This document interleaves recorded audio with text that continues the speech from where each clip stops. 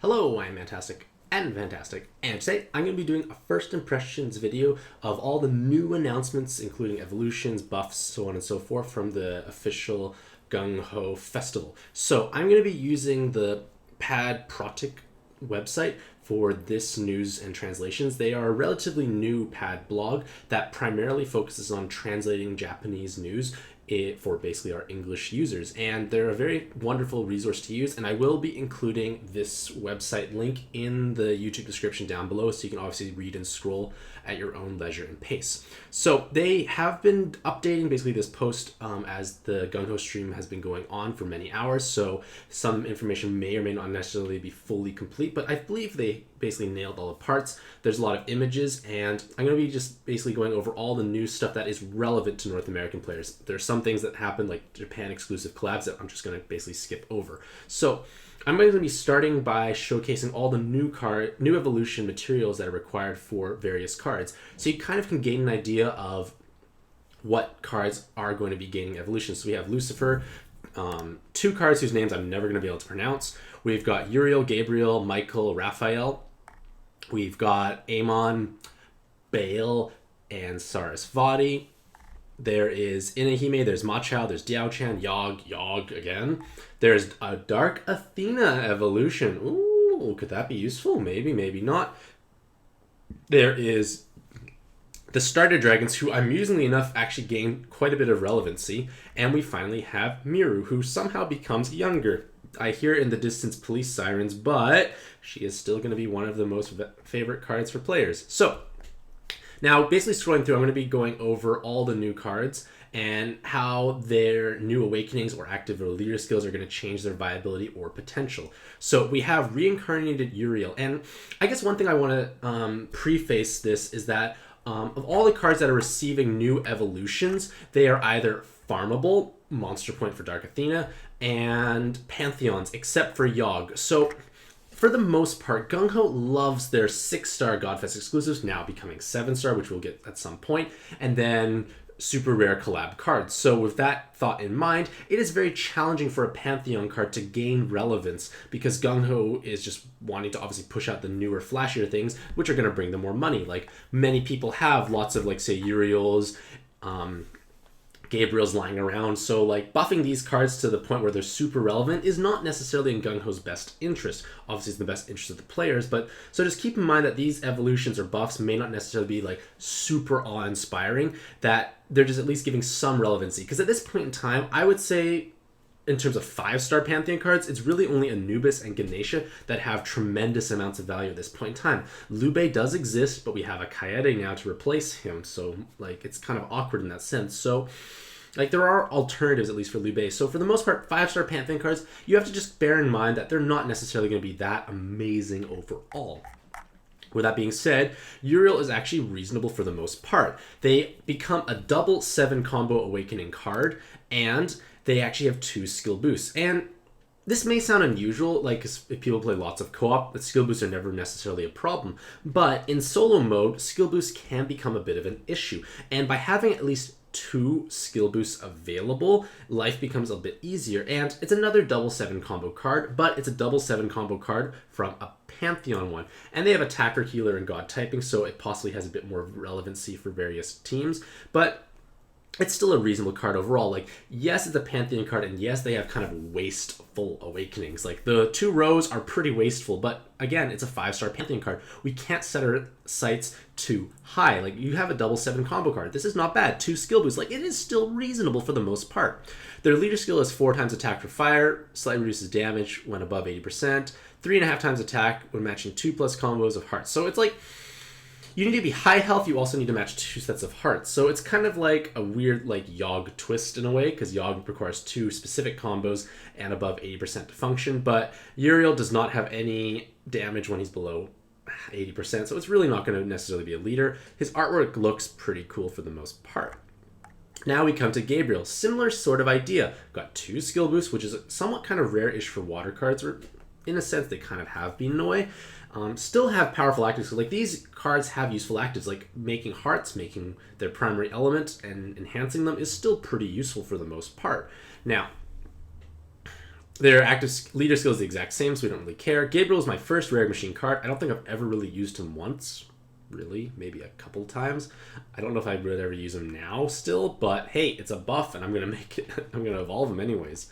Reincarnate MaChau, he's got dragon, balance, god typing, he's got double 7 combo. The 2 Woodrows of course are wasted, but again, it's still another valuable card you can stick on your various teams. It is a dragon typing, so like if you are desperate for other new cards on your Riku team, this could be another solution possibly. I don't think Gabriel gained dragon, no he did not. Like, it's not a terrible card. I like his artwork. He looks pretty majestic. Like, he looks like a pretty avenging archangel. So I like that.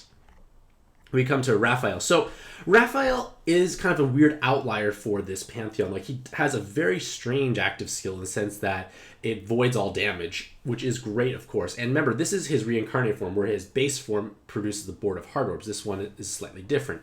Now, they have no Skyfall orbs. They do 4 times attack when matching 4+ attributes, so that can be a little challenging there. And then 8 times damage when there's less than or equal to 5 orbs remaining on the board. So you can almost think of this as Amon Light. Kind of like how Coyote is like that as well, in a sense.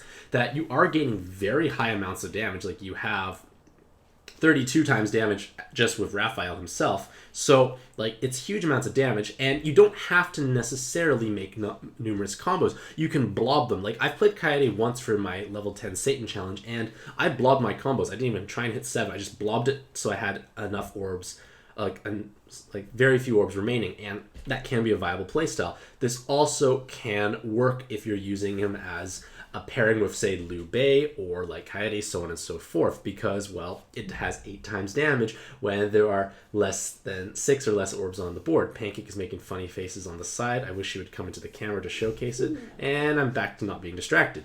So, like, he has farming usages, he has actual gameplay, like practical, like traditional leadership gameplay usages. The only drawback is, of course, there is no defensive multiplier and no damage reduction, so you are kind of vulnerable, but you're going to be doing more than enough damage to blast your way through content.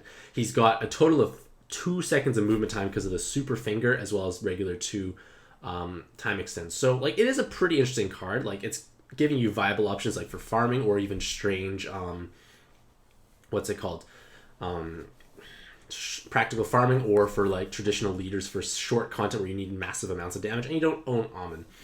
Now we come to Reincarnated Belial. So they gain some super awakenings. They have 2 skill boosts, they have 2 rows, they have TPAs, but now they have void damage penetration. So for the most part, you want to have cards with void damage penetration that have other viable offensive awakenings. Rows and TPAs are far less viable for overall, which is just kind of unfortunate for the most part. So it may be challenging to use Reincarnate Belial effectively as your void damage penetration card, because, well, it's going to be hard to boost his damage up high enough to basically one-shot dangerous spawns. Like, at this point in time, many players now have Yusuke, and Yusuke is arguably one of the best, if not the best, void damage penetration card available. It's got balance typing, double 7 combo, built-in bi-elemental board changer that unlocks orbs. Like, he's doing everything that you really need. So it's hard to really justify using other cards, but hey, it's a Pantheon card, and if you didn't have Yusuke, this might be useful for the most part. Leader skill is pretty underwhelming, so I'm just kind of going to... it's okay. Like, it's... like, Devil and Attacker types can gain 4 times health, but they have 64 times attack and 4 times recovery. Like, it's not a bad, terrible tank team, but you need to match Fire and Dark Orbs to heal, which is your damage source, so it's kind of awkward for stalling. It's just a weird card. The Super Awakenings, I usually go for either Cloud or TPA, maybe Skill Boost for 3 skill boosts, but it's just, again, it's a kind of an awkward card to run. Amon looks... I don't even know what this owl thing is anymore. Like, he was super buff before, and now he's really confusing in my head. I feel like this is almost Dark Athena I'm looking at. But they have, again, those water row awakenings. They have TPAs. Very similar, basically the same awakening style as Belial, but it's just hard to really justify their usage, again, because, well, they don't have the more ideal damage boosting awakenings. Because remember, if you're making that box and you have to squeeze in TPAs, you can only match maximum 2 TPAs on a 6x5 board with that box awakening. So you're going to have a little bit of issues in terms of pumping up your damage high enough, even with 3 TPAs.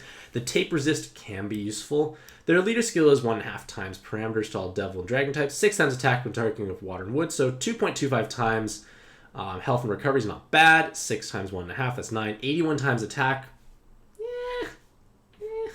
Sure, why not? We got Bale. He looks really cool, really confusing. Lost his eyes, has got a mask on. Again, same awakening style, same problematic scenario. It's just not going to necessarily make that big of an impact. Leader skill is not powerful enough to really justify using. Now we come to Lucifer. So Lucifer is, again, the strange outlier in this pantheon. He is essentially...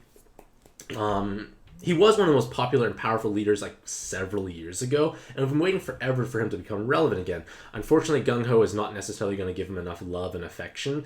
Like, his leader skill has been buffed to 1.5 times parameters for Devil and God types, and increasing movement time by 2 seconds, so you solve your movement time issues, but you get only 5 times attack when 6 plus connected Dark Orbs are matched. So 5 times 1.5 is 7.5, 7.5 times 7.5, I don't even know math, but it's under 64 times, 56.25 maybe. So 56.25 times damage, like, that would have been incredible like several years ago, but in this day and age, kind of awkward. Like, sure, you can pump out some extra damage of Rose, and there are lots of powerful Row cards, like Pandora's exist now with these great Reincarnate evolutions, huge amount of Row awakenings. We have Akachi's, like, there are lots of powerful Row cards. Zuo is actually gaining a new Equip Assist awakening to give more Rows, so you can get tons of Dark Rows, but the problem is it's going to be orb hungry, and it's going to be possibly challenging to utilize them in certain content because the damage is going to be somewhat lower. You have to stall for orbs, and you're going to have possibly issues with combo count. So there's a lot of hurdles for him to overcome, but with that being said, he is actually going to be quite a powerful card, not necessarily for his leader skill capabilities, but for a very niche and very powerful sub. So he has the crucial balance type awakening, which means he can take any killer latent, and he now comes with 2 god killer awakenings. That's huge, because with triple god killer latents, he actually surpasses number 6 in terms of god killing potential. So it's kind of like a Ragnarok Dragon, but in dark form, because Ragnarok Dragon has 2 god, well, can gain a second god killer with their super awakening and also equip god killer latents. So now we have another option for god killing supremacy in a different color, and that is important, having a different color option, because you don't always want to use number 6. You may not always want to use Ragnarok Dragon, so having Lucifer can definitely make it viable. Furthermore, Lucifer can gain a skill boost for his super awakening, and that's huge in solo mode because he already comes with 3, then he has 4 skill boosts. 4 skill boosts is somewhat unprecedented. Like, very few cards have 4 skill boosts. Orpheon can gain 4 with his super awakening. Blue Odin has 4, Whaledoor has 5, Tengu has 4, but none of those cards have as amazing damage output potentially as Lucifer, so this is actually quite a big deal and quite exciting. Yes, full bind immunity can be nice as a leader, and Cloud Resist is nichely situational, but in all honesty, skill boost is going to be very powerful if he's used as a sub. Make him full bind immune as a leader is actually pretty powerful as well, but again, it might be hard to use him for certain content. If his damage was a bit higher, or his defensive multipliers was a bit higher, I could see Lucifer being possibly relevant enough to use, but he needs something, I'd say, like a total of, like, say 3 times total instead of 2.25 times total. Like, it just needs a bit more damage and a bit more defensive components, or even just a damage reduction aspect to really make him shine. That's what I really wanted to see for him, because I do like Row playstyles. I find them enjoyable because they're kind of different. They're not just about matching and smashing, they're like planning it out, hoarding orbs, saving, etc., tanking. It's interesting. Reincarnate Sarasvati. So, Reincarnate Sarasvati gains full bind immunity. I think she's pretty and adorable. Now, when Sarasvati got her Awoken evolution back in the day, I was mostly recommending players to not pursue it, to keep her in her triple skill boost form, because triple skill boost is quite powerful back then. Whereas nowadays, I don't think I've ever touched my Sarasvatis in I don't know how long. Like, it's just not used. Like, yes, now she has a dragon type. Well, she still has a dragon typing, I think, so she can be used on Blue Sonya teams. Her active skill forms that column of water as well as water skyfalls. It's still reasonable overall, but the problem is she's not necessarily doing anything truly amazing. Like, it's just a nice card. She's very pretty to look at. I'll probably make one now because it's really nice to look at. Her leader skill is 2 times health and attack for dragon and attacker types. Increases attack when 2+ water combos are matched up to 7.5 times attack. I feel like you have to match many water combos, so why are you doing this when you have Blue Sonya? Blue Sonya is just better overall. So Sarasvati is not necessarily filling any niche. She only has 2 skill boosts, so she's not like her triple skill boost form, which was pretty amazing back in the day. So I feel like that she's a little awkward to use at this point in time, which is truly unfortunate. I did want her to shine because I did find her fun, and she was actually a pretty cool leader back then as well. Okay, now we come to Yogg, and Yogg looks truly unusual in my opinion. Like, this looks really weird. Like, this is a weird-looking dragon. Now, Yogg's claim to fame is being able to match just 2 light combos, stay at high health, and deliver spectacular amounts of damage. Now, we can still kind of do the same thing with this Yogg for the most part, but he actually has a split evolution, and a split evolution is important because you can kind of customize him a little better. So this Yogg has no sub-attribute, which is the norm for regular Yoggs, and his leader skill, let's see if it goes up any higher, 6 times 3, 18 times 18. Same amount of leader skill damage, but he now gains 3 times... Oh, sorry, he gains a recovery component when he is low health. Now, that can be quite meaningful. Like, 3 times recovery is huge for just one. Double Yogg becomes 9 times recovery, which is complete overkill. That's like Riku level. So we don't need that. So what I feel is going to be the more desirable option is actually using one Yogg like this, like leader Yogg, and the other Yogg as your leaders, because ironically they have the exact same attack multiplier, but the other Yogg has, whoops, scrolling down, has both types of follow-up attacks. So the super follow-up attack awakening is pretty garbage for the most part. Regular follow-up attack is desirable. So this is actually quite important because you would have the exact same attack multiplier, but you now have a recovery multiplier tied into when you are low health. So if you get hit by those big gravities, let's say, and you're dropped to low health, you can heal up very quickly and efficiently compared to before, as well as now having follow-up attacks built in. So now you don't have to run those Paimons or Sarias or whatever else you're using for your follow-up attack options. You can just use Yogg and then other cards, because generally speaking, follow-up attack awakening cards have less number of skill boosts. Cotton has 1, I think Saria has 1, pretty sure Paimon has 1, so like Yogg has 2, which can be quite meaningful. Now you have a card of 2 skill boosts with follow-up attack. Somewhat unusual, I feel, for the most part, so again, just keep that in mind. So I feel that the better Yogg pairing is now Yogg, no sub-attribute, Yogg, sub-attribute, so you tap into both of the ideal factors for each card. Now, there are now some animated cards, and we come to King Tyrannos. So pretty incredible card for the most part. This is a farmable monster. You got full bind immune, you got 2 skill boosts, you got skill bind resist, you have guard break, and now you have dragon, god, and devil killer with the option of gaining those exact same killers as super awakenings.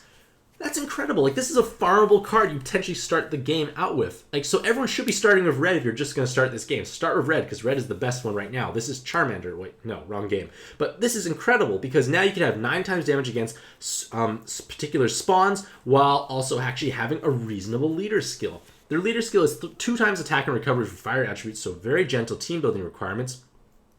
And increase orb movement time by 3 seconds. So super easy to play with. You have too much movement time for the most part.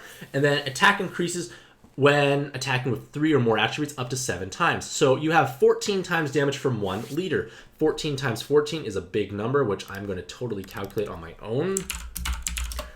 Oh gosh, that's not how you type it. 14 times 14 is 196 times damage for a farmable monster, along with 4 times recovery. That's actually very powerful. Like, you just need to have rainbow coverage, which should be easy, which will also tap into your guard break. So King Tyrannos becomes actually quite a viable leader. This is great. Like, if you don't have the red starter dragon, I would get one now and start working on skilling them up, because they can go down to 4 turn cooldown, and with that, you can inherit something truly desirable on top of it, and you're going to be on your merry way. Like, this is actually a very powerful card. Unfortunately, the other starter dragons are ignored. They're all like Bulbasaurs, maybe. Or is Bulbasaur good? I don't recall. I don't play whatever. So, King Plesios. We have 2 L Unlock Awakening, or L Increase Attack Awakenings. Whoop-de-doo. No one really cares for that much, to be honest. You have Team Health, which is nice, but no guard break. And their Super Awakenings are Cloud, Tape Resist, or another L Unlock Awakening. So, your damage is coming from those L Awakenings, but we don't have enough cards to really justify that usage. Like, you can't necessarily build a full team of L Unlock Awakening cards, so it is a little awkward. And they are a 5-orb enhanced 1 enhanced leader. And that playstyle has been pretty dead for the last year and a half, or 2 years. Like, it's just not practical. You need orb enhanced awakenings. You can't get attacked by jam or poison changing abilities, because you lose that enhanced status, then you don't get damage. And it's just problematic. Like, you have what's the damage? You have only 100 times attack, 4 times recovery.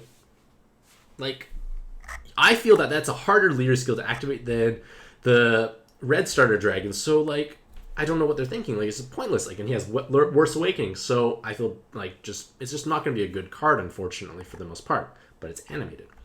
Brachy's, King Brachy's. So for the most part, King Brachy's, the green starter dragon, was often made into the pixel form to be a Liu Bei alternative. It's a green pixel card that basically relies on kind of matching big amounts of connected wood orbs, so you could basically use Zeus Dios, swipe big amounts of damage. Very viable, very farmable solution for swipe farming. So this evolution, we throw that kind of out the window to a certain extent, because now you're combo based. So same 2 times attack and recovery for wood attributes, so very easy team building, but 3 seconds of movement time. You get attack increases when 5+ combos are matched up to 6 times. So you have 144 times attack. Not bad. But you get this 10 combo awakening. Whoa! Huge amounts of damage. And it's 5 times damage if I'm not mistaken. So that's huge amounts of damage for your little starter dragon. So basically all you do on this team is stick on lots of wood cards with 7 combo awakening, and you're actually dealing very respectable amounts of damage. It's 144 times with recovery. 4 times recovery is huge. Like, think. 4 times recovery is massive. Like our Sonias right now are 2.25 times. They heal quite a bit. 4 times is going to heal almost 2 times more. This is a big deal. So King Brachy's is definitely going to be quite viable and powerful as a leader. I still would give King Tyrannos a little bit of an edge because their full multiplier is higher overall. And I just feel like the red one is still stronger, but hey, the green one's still not bad. Like, if you have lots of good, powerful wood cards with 7 combo awakenings, King Brachy's is definitely going to be a viable sub or viable leader for you. And they also can gain the void damage penetration and the tape and cloud resist. So I want to talk about that void damage penetration. So on 6x5 boards, hitting a box and 7 combos is quite challenging for the most part.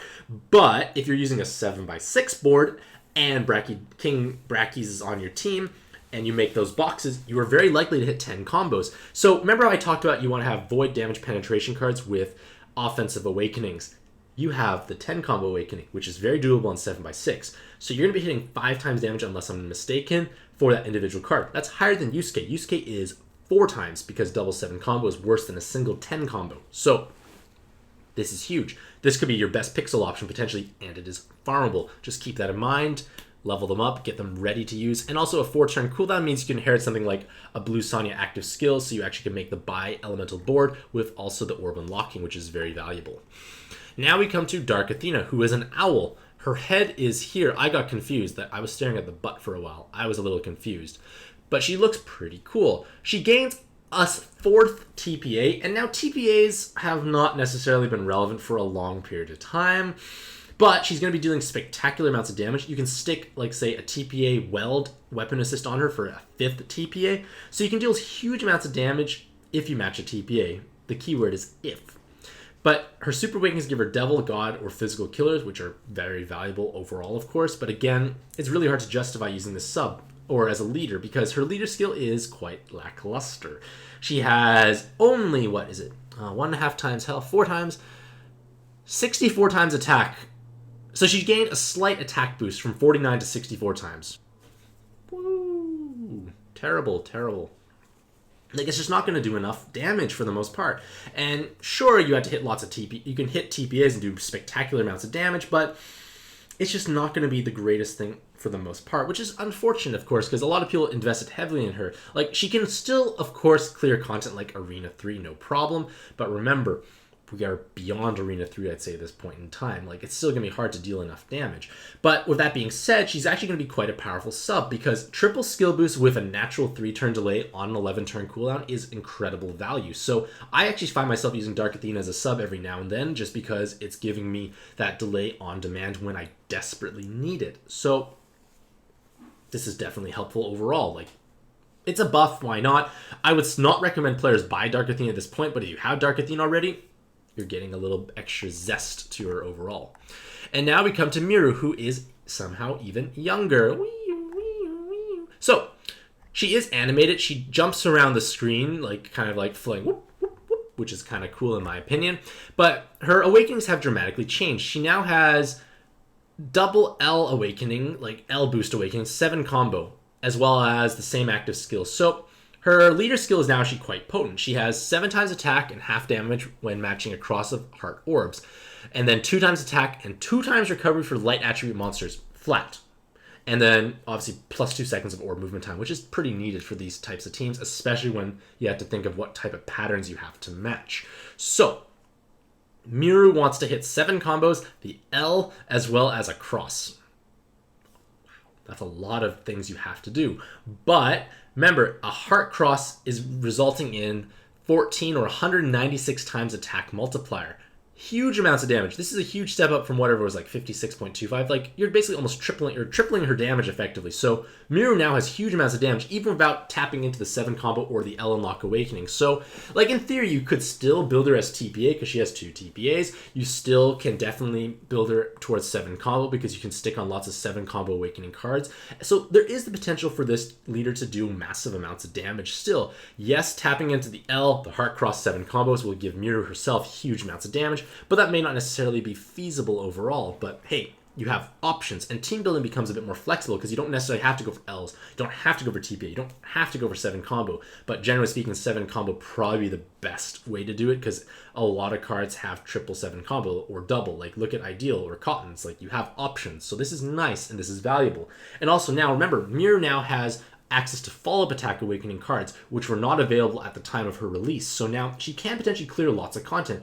Of course, the fact that you need 5 hard orbs is going to be quite challenging to manage in terms of your health. But remember, just max comboing a board should refresh your board in theory to have at least 5 hard orbs. So I feel like she can make a bit of a splash again. Not as huge as she was upon her release, but this is quite exciting. And the fact that she is farmable makes it even nicer. I'm actually looking forward to it. I can't wait for it to come to North America. I'd probably start using her a bit again because why not? And now here comes buffs for 10 cards. So remember, these cards are not gaining new evolutions, they are just being buffed. Alright, so Lakshmi active skill now recovers full HP, but the amount of damage was 50% before, so it could be a big self-heal, but kind of like how Green Odin's active skill only heals based on damage dealt. If they have high defense, you don't heal, which is kind of awkward. And now you get 5 instead of 4 hard orbs. Sure, why not? It's something. But now you gain new awakenings. We now trade out Orb Enhance for a follow-up attack. We gain an extra skill boost instead of an auto heal. So now Lakshmi becomes a triple skill boost water card with follow-up attack and a short base active skill cooldown. That is actually quite meaningful for the most part. Like, Lakshmi has been pretty lackluster. She's not used very often because she kind of does a bit of everything, nothing very well. But now she's doing something quite well. Like, 3 skill boosts is huge. Like I already mentioned, skill boosts become quite important, especially when we're playing through these things like Satan Challenge, so on and so forth, where the dungeons are short and very dangerous. So again, follow-up attack cards generally don't have many skill boosts, and Lakshmi does. This can be a big deal for certain niche dungeons, so just keep that in the back of your head. Another thing that some people have mentioned, I've seen like looking at Reddit and other places, is that the Orb Enhance Awakening is kind of being filtered out for the most part. And maybe that's because they're going to buff Orb Enhance Awakenings to the point where they're viable enough to compete with 7 combo Awakenings, which could be interesting. But to do so, they have to make sure lots of cards have less Orb Enhance Awakenings. Again, speculation, I could be wrong, but it's just something to kind of like think about. It might be a thing. So now Venus is gaining... Their active skill now unlocks orbs, so cool. You get time buff, you also get enhance as well as orb unlock. Pretty nice for a 4-turn cooldown. It's a nice Diao Chan alternative potentially. Her awakenings now become L unlock awakenings, so lots of L unlock awakenings. Wow, interesting. Again, Miru might like that. Remember, Miru might want the L damage as well, so this could be something to keep in mind. Remember, the L, you have 196 times damage of Miru, and now you have triple L unlock of Venus and double on Miru. They're going to be hitting for huge amounts of damage. Something to keep in the back of your head. Venus loses her auto heal, and Orb Enhance for triple L unlock. I'd say it's a pretty good deal overall. The only drawback is that the auto heal awakenings are sometimes valuable if you're doing light cheesing, like you're basically using Venus as a leader to reduce all damage by massive amounts. I need to kind of stretch myself. I'm still having back end problems, but I'll do it off screen so you don't see me do weird stuff. Ow!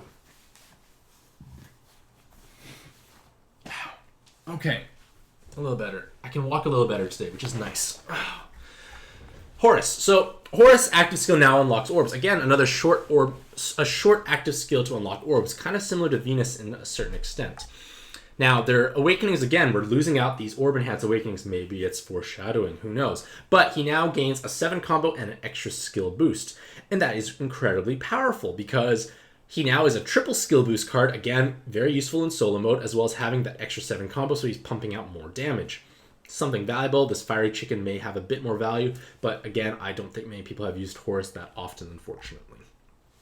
Sakuya's active skill now, instead of being 3, is now 5 turns recovery bind. Pretty nice for the most part. Viable bind clear with a 20% gravity. Her awakenings are now changed. She now gains 7 combo and full bind immunity instead of double, and a super skill boost. So now she's got 2 skill boosts, full bind immunity, and a 7 combo. So she effectively gained a skill boost and a 7 combo.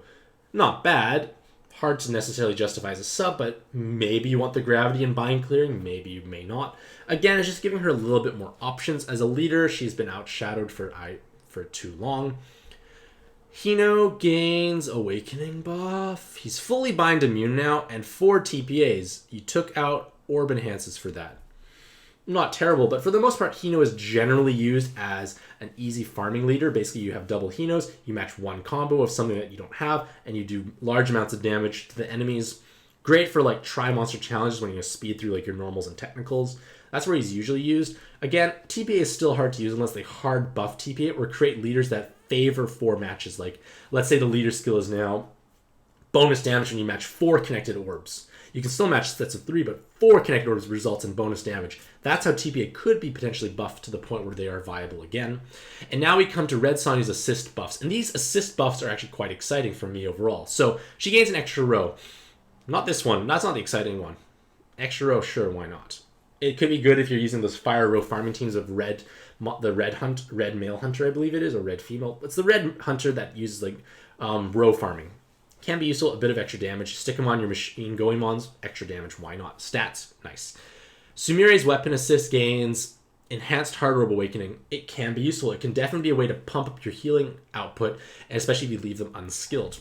Green Odin weapon is the most exciting one in my opinion because he's probably the most commonly used assist weapon for the most part, and they now give you team health. That team health is huge because you are basically now able to add 5% more health, or is it 10%? I can't remember the numbers in my head, but you can add extra amounts of health to your team in very sizable amounts. And that's huge because now you can start hitting these thresholds that you normally couldn't have hit before. Let's say you're, like, say 1,000 health short of hitting the threshold to tank this large preemptive. With this green weapon assist, you can possibly hit that now. So we might start seeing Green Odin's weapon assist being used much more frequently on teams where you don't even need the bind clearing just for that extra health stat, because it's going to be quite significant and meaningful, and that is exciting in my opinion. Light Metatron is the opposite in the sense she gives team recovery. For the most part, this can be maybe interesting, but the problem is her base cooldown is so short that it comes up too easily even if unskilled, whereas Green Odin's, I believe, is 17 turns when unskilled, so that at least has a bigger window room to basically wiggle around. Zuo's gains a 3rd row, so maybe Lucifer teams could use that. You pop Zuo's active, you pop Pandora's active. It's a 2/3 dark board, more rows. It's something. But hey, he's giving bonus health and attack and stats to dark cards, so maybe Lucifer teams might have value. We'll see in the future. And the 5 buffed assists are getting stat buffs. Okay, that's a huge amount of stat buffs. These are huge amounts. Huge. Wow. Green Odin, I'm so excited for Green Odin weapon assist. That is huge. But these are massive amounts of stats transferred now. So these cards can be definitely viable ways to add bulk, because all of them add 200 attack and 500 health already, and if they're on color, they're adding even more stats. This is meaningful.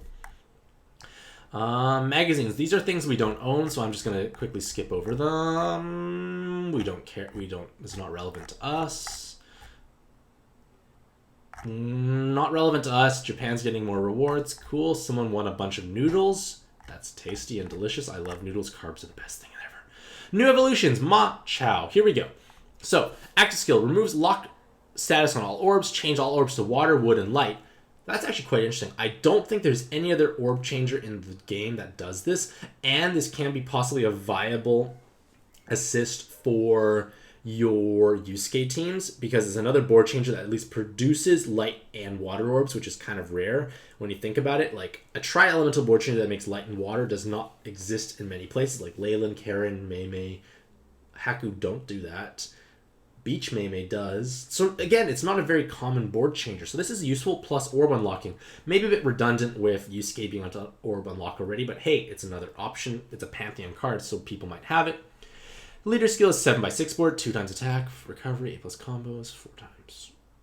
It's not a bad 7x6 leader skill actually. Like you have 6 times attack and you have 8 times attack and 1.5 times recovery. This is actually kind of close to Diablos actually, because Diablos is 8.5 times attack and 25% reduction. So instead of damage reduction, you get recovery, and you have a very similar amount of damage. Of course, you are color restricted to water, wood, and light orbs, but hey, this is not a bad alternative if you need a Diablos card for a 7x6. Like, it's not terrible, and if, say, you're playing something that you want to leader swap, like say you're playing Roshana, this could be a decent card to use for Roshana for 7x6 leader swapping, because that is actually a pretty decent multiplier with the 7x6. Like Chazelle was usually used, I believe, but this could be a good option or alternative. Pretty nice overall for 7x6. I'm not even sure what those cards are, but we'll see those in the future at some point. Now we come to Diao Chan, and Diao Chan is like, wow, what a knockout. Like, wow. So pretty. If only Pancake was here to look at her, it's amazing. So, her active skill is now a 2-turn cooldown like always, but now it's 2-turn bind recovery, increased orb movement time by 2 orbs. There is no orb unlocking, so this is something you have to keep in mind. We're using Diao Chan for the orb unlock, or we're using her for the time buff. Now, this form, the time buff is stronger. 2 seconds is more than 1, if I'm not mistaken. So this is a buff, and also a little baby bind clear. Does she gain bind immunity? Images are hard to see. I can't tell. Maybe? She's got a super skill boost, but she actually has awakenings, which is great. I can't really see, unfortunately, what they are, but that's okay. Like, she's still going to be that great 2-turn active skill for orb movement time, which can be great, and little baby bind clearing can be a TARDIS replacement, potentially. Good for inheriting over and then sticking on other things. She has nice awakenings, I feel, for the most part, because that skill boost is big, because TARDIS has 0 skill boost. Her leader skill is 7x6, 2 times attack, 1.5 times recovery. So again, very similar to MaChau's damage output, but you have to connect 5 connected light orbs, which is a little more hard to do. May not be as desirable for leader swapping because of that 5-orb 1 enhance. Or sorry, the connected 5-orb clause. That can be a little problematic. But hey, she's very pretty. Inahime gains... no active change. The leader skill is actually quite buffed. So Inahime was kind of like Yogg in a sense, where you're matching like 2 sets of fire orbs and dealing spectacular amounts of damage. Now, you have a 7x6 board, so again, everything's easier to do, but you still can no longer match sets of 3, so you have to match TPAs or more. But 3 times attack for all cards, 4 times attack, so 122 times attack.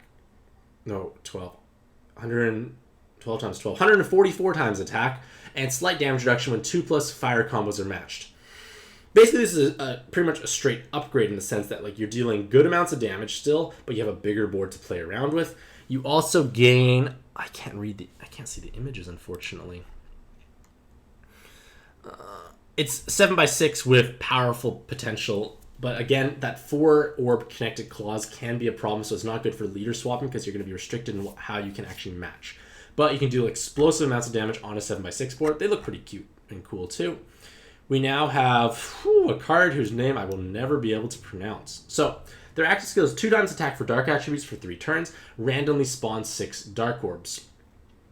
So, the damage buff 2 times is so low at this point in time. Like, we have lots of alternatives for the most part, so it can be hard to justify using them. Their leader skill is 6 times attack and slightly reduced damage taken when 2 combos of dark orbs are matched.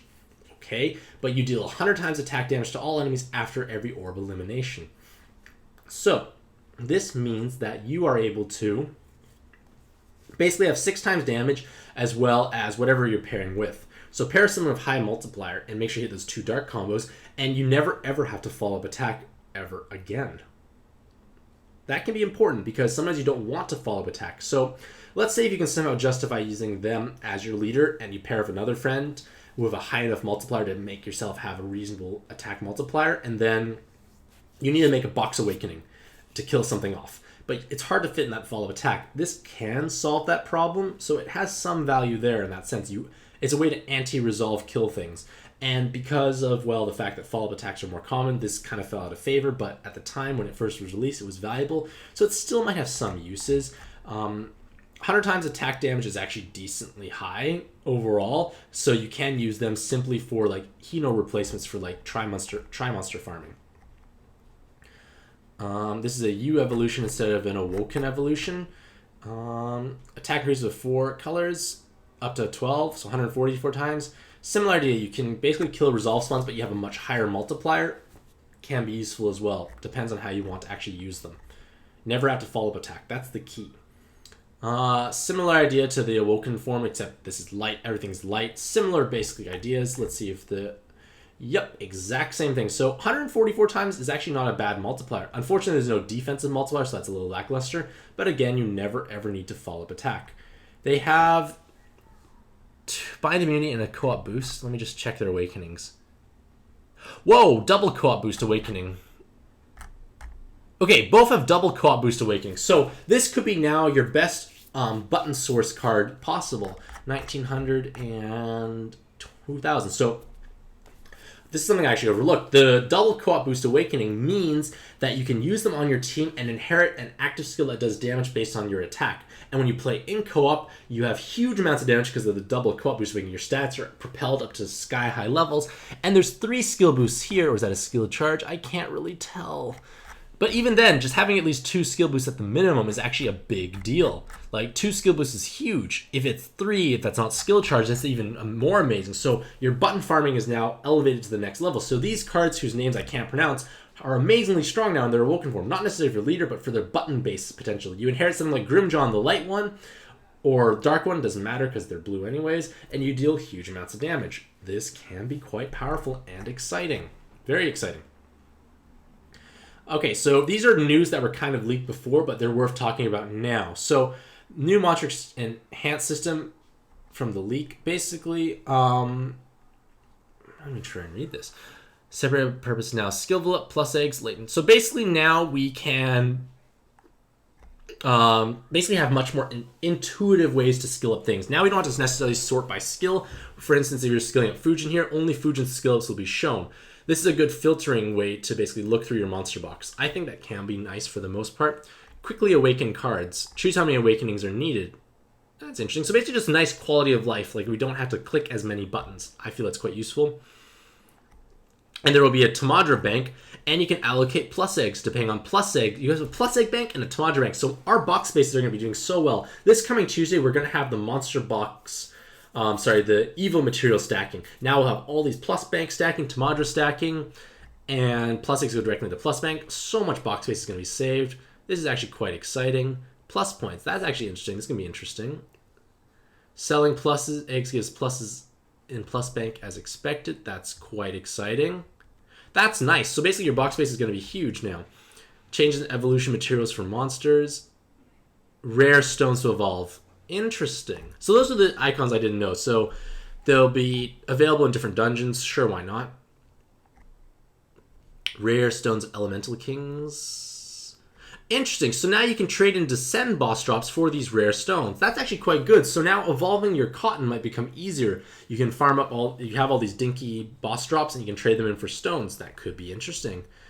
These can be stacked. Alrighty, this is amazing. So all the Tamadras, latent Tamadras, can now be stacked. I have a folder of probably a couple hundred, and now I'm going to have them condensed down to this small amount. So much box space is coming out. So yeah, huge amount of box space saved. Huge amount of box space saved. This is not relevant to us. And that's it. So, huge exciting things coming to North America in the next 2 to 3 months. Obviously, Japan's getting these right away. So, to recap, we got lots of new evolutions, lots of new buffs, lots of new tweaks to existing cards. We have plus egg stacking, we have Tamadra stacking, we have latent, or plus, not plus egg stacking, plus banking, latent Tamadra stacking, and regular Tamadra stacking. So changes to evolution materials, like there's lots of exciting things. Like Pad is definitely ramping up its game. I feel like quality of life is huge. Like box space management is going to become easier, less tedious clicking things and fusing things and waiting for animation. Because I remember I used to fuse for like a 9 awakening card. I had to do 2 rounds of power up fusion. Time consuming. This will save me some buttons, which is quite nice, I feel, for the most part. And I presume that icon here, we can kind of do what we do. We can just swipe around really quick to awaken as many as we want. So let me know what you think about all these changes in the comments below. And remember, check out this website here if you want to gain more Japan translated news in a timely manner. Again, it'll be linked in the YouTube description down below. So hopefully you all have a fantastic day. Wish you all the best of luck in your own pad adventures, and happy puzzling.